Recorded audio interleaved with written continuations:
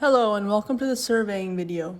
Surveying is a technique used to determine the three-dimensional position of points and the distances and angles between them. Specifically for EIA's bridge program, surveying is used to establish the profile or the elevation view of the centerline of a bridge. Surveying is required prior to construction in order to map the elevation view of the proposed location of the bridge, and throughout the construction process to make sure everything is built according to the design, which is made to resist all the loads it will be subjected to. More detailed information can be found in Volume 1 of the Bridge Builder Manual on page 36. An automatic level, a leveling rod, and a piece of paper or survey sheet is all you will need to perform a survey. An automatic level is a device which measures the elevation of a point relative to a point with a known elevation called a benchmark. A leveling rod is what an automatic level points to in order to record an elevation reading. Before using one, you need to be familiar with its units as well as the scale of the leveling rod. A typical leveling rod is shown. The large red digit represents a whole number, for example 1 meter increments, and the smaller black digit represents a number 1 order of magnitude smaller than the red digit, for example 0.1 meter increments. As always, the appropriate PPE should be worn at all times. Surveying involves trekking through nature sites, which may be inhabited by snakes and other dangerous animals. It is advised that surveyors are adequately dressed for the occasion. This includes wearing sturdy, closed-toed footwear, a long-sleeve top, and full-length trousers. The first step to taking a survey is to accurately map out the center line with fixed points. These can be stones or other major landmarks. These points will end up being your survey points and your turning points. To set up your instrument over a point, first set up the tripod roughly above the point you want to measure from and firmly push the tripod legs into the ground. Ensure its top is leveled over the desired point by plumb bob or by eye. Attach the level to its tripod using the clamp provided and the 3 foot screws in black. Centralize the circular bubble to ensure the level is perfectly horizontal. To find the elevation of a point, your auto level should be at a known height. We will learn how to find the height of an auto level later in the video. Have someone stand at the point with the unknown elevation and hold the leveling rod up vertically. Look through the auto level and focus on the readings on the leveling rod. The other person should rock the leveling rod back and forth, so towards and away from the auto level, so that the person looking through the auto level obtains a measurement where the leveling rod is perfectly or as close as possible perpendicular to the ground. Through the auto level, you should see 3 horizontal lines. These are the high crosshair, the mid crosshair, and the low crosshair. Record the lowest value for each crosshair.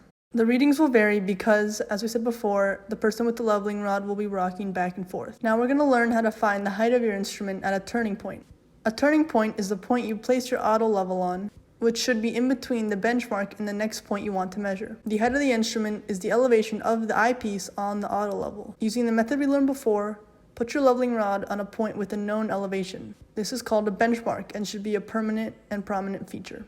The height of the instrument is then the elevation of the benchmark plus the leveling rod reading. Because there will be cases where the elevation is too great for the auto level to be able to see the leveling rod, the instrument will have to be moved. It is important to note that the location where the auto level is placed should always have a horizontal line of sight to the leveling rod placed at a location with a known elevation, so a benchmark. From the diagram, TP2, TP3, and TP4 are valid places for the instrument because if the surveyor moves from left to right, by the time the instrument needs to be moved to TP2, the elevation of point C will be known, which allows the surveyor to know the elevation of TP2. On steep slopes, which is demonstrated by points C to E, it may be necessary to add an extra turning point on the slope.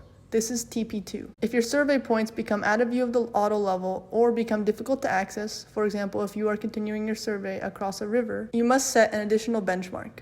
To do this, choose a new point, which is prominent and permanent, set your instrument, and find the elevation of the benchmark using a known point. To connect readings made from different benchmarks, use a tie-in. A tie-in is typically a survey point which was read from both benchmarks. This point will therefore have 2 readings. Doing this will allow for the elevation of all survey points to be consistently denoted. The elevation of a point, for example point A, is the elevation of a benchmark, plus the backsight reading to the benchmark, minus the foresight reading to the point. This can also be written as the height of the instrument plus the foresight reading to the point. Foresight or backsight indicates which direction the instrument is reading from. To find your horizontal distance from your instrument to the leveling rod, multiply the difference between the high crosshair and the low crosshair by 100. The final and most important part of surveying is recording the data. Here's an example data table. As you can see, the point is labeled, BM being benchmark. The second column shows the instrument location, so where you are recording your information from. Then you have your 3 readings from the low crosshair, the mid crosshair, and the high crosshair, as well as whether the reading is a foresight reading or a backsight reading. Then you have the elevation, which is calculated using this formula, and the distance, which is calculated using the second formula. That wraps up your survey video. Thank you for watching, and good luck on your bridge!